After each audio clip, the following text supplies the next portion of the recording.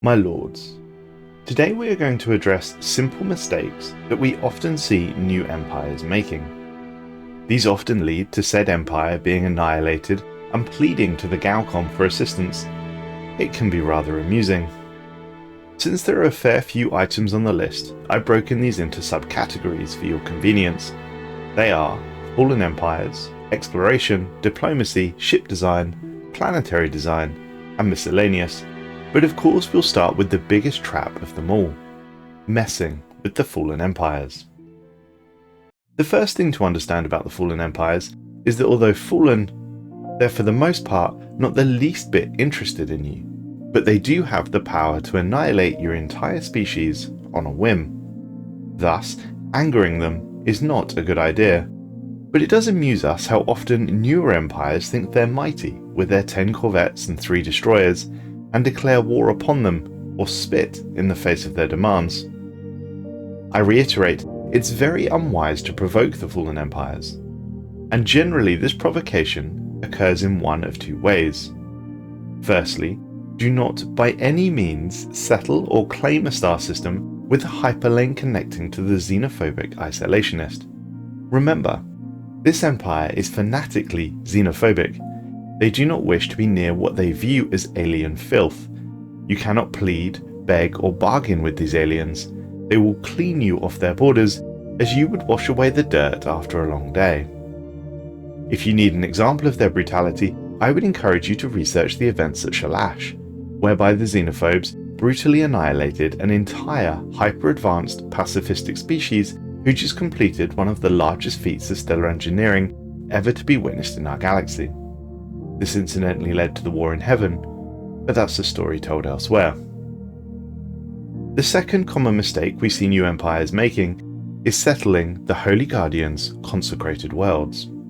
The fanatic spiritualists, also known as the Holy Guardians, are religious fanatics.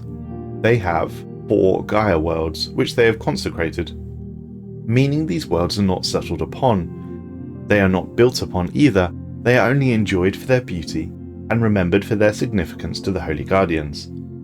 These 4 worlds are Pristine Jewel, Emerald Mausoleum, Walled Garden, and Prophet's Retreat. These worlds were once ancient battle sites where countless aliens fought and died.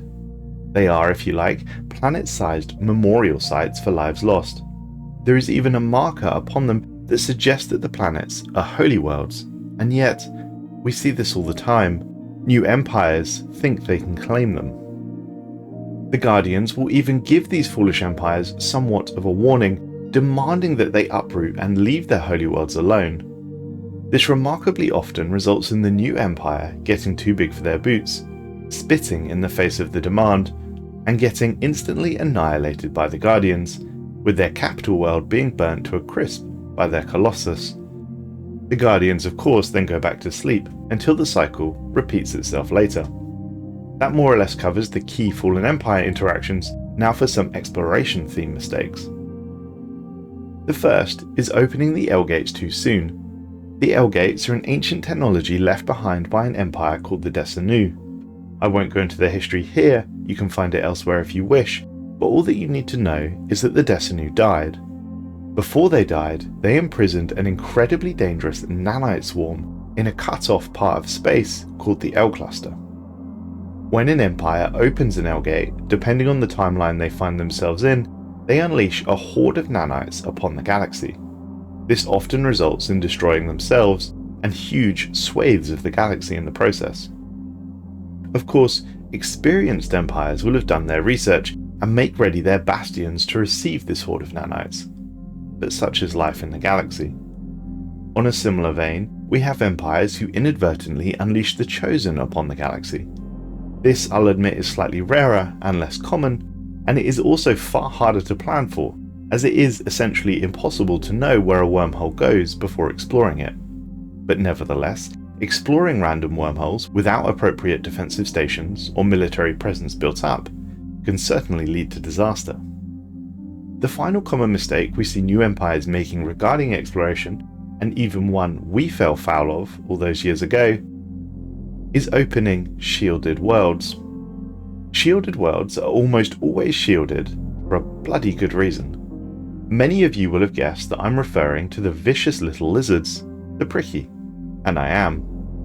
Unleashing that genocidal horde cost the Commonwealth dearly, and I would suggest being appropriately prepared before making these somewhat rash choices. Next, I'll discuss a general lack of understanding regarding ship design and ship abilities. It appears that many empires use some sort of generative program to design their naval fleets. This is a bad idea. Do not do this. Ship design is somewhat of an art, but it is not overly complicated, and it is an area where many new empires make poor choices.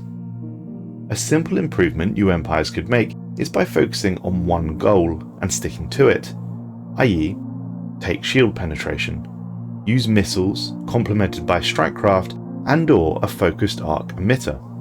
All these weapons somewhat complement each other by penetrating shields.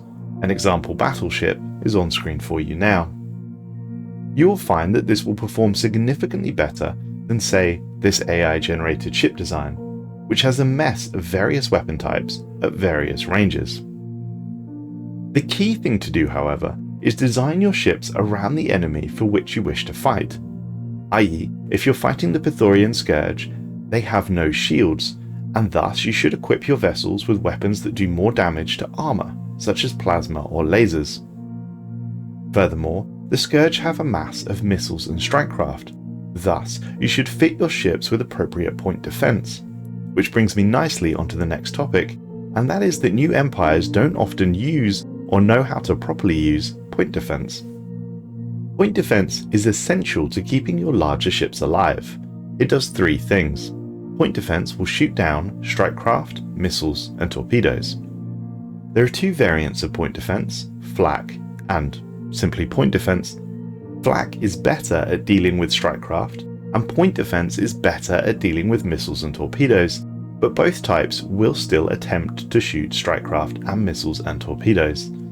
It is very important that you identify what your enemies are using and fit your vessels accordingly. It is worth noting that strikecraft will target enemy strikecraft as well, but they will not target missiles and torpedoes. I'll come back to intel and espionage shortly, but I do stress the point: use an appropriate amount of point defence on your larger vessels and you'll find their survival rates much higher. The next thing to address is that new empires appear lacking in the ability to properly manage their planets. Mostly, this is new empires not specialising planets and thus losing out on valuable, if somewhat free, resource. Of course, every empire will value different resources more positively or negatively. My personal approach is that more or less every third planet should have a tech focus, i.e., you build research labs and supplement it with generator districts wherever possible. It's also important to remember to specialise your consumer goods and alloy producing planets, as they will become more efficient at producing more resource at a cheaper rate. Some examples of that are on screen for you now. Now we'll move on to some of the diplomatic mistakes that we often see newer empires making, and the first is amusingly obvious, and yet some species really struggle to grasp it. In brief, these empires commit genocide, and then wonder why half the galaxy suddenly hates them and wishes to go to war with them. I'll put this as simply as I can. Purging species, cracking planets, sending species to the lathe, even enslaving species. These are all deemed as bad things by most, if not all, empires across the galaxy. Doing these things will most definitely cause a somewhat poor reaction from other species. If they're stronger than you, they will probably attack you and try to prevent this from happening again. As I said, one would assume that this is obvious, but we still see new empires making these mistakes again and again. And I would stress, I'm not suggesting that you don't do these things. I'm just suggesting that if you do them, be prepared for the consequences. The next to discuss is something that I see even more experienced empires not doing, and that is placing an appropriate value on intel. As intel builds up, you will be able to see what your neighbouring empires are doing, and with enough of it, you'll be able to see things like their ship designs, the locations of their planets, and even their ship movements. I shouldn't have to tell you that intel is key in any war, and it is also relatively easy to acquire via espionage operations and/or diplomacy. I would suggest that prioritizing it will give you an edge in war. Something else I see new empires struggling with, or rather making a mistake with, is their refugee policies. An inability to understand refugee policies can break empires. The most important resource, as we all know in our galaxy, is people. And in theory, more people is always a good thing, as if you have more people, you'll have more jobs, and if you have more jobs, you have more resource, and if you have more resource, you'll have more ships. And ships in a war tend to be the deciding currency. However, when a genocidal empire attacks planets and/or attempt to purge a species, some of that species will attempt to flee, thus becoming a refugee. These refugees can flee to our empire and work jobs for us, either as equals or slaves, depending of course on the empire's ethics.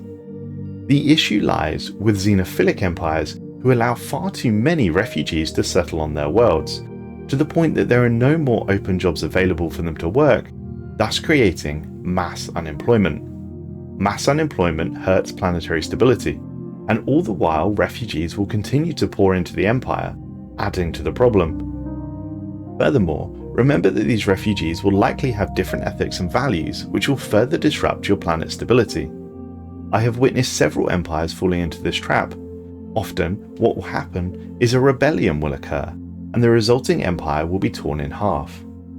This of course can all be avoided by keeping an eye on the comings and goings of the galaxy, and remember to be quick to disallow refugees via a policy decision should the situation get out of hand. The next item to discuss is how often I see new empires throwing in the towel after being vassalized. Having a larger empire dominate and subjugate you is part of galactic life.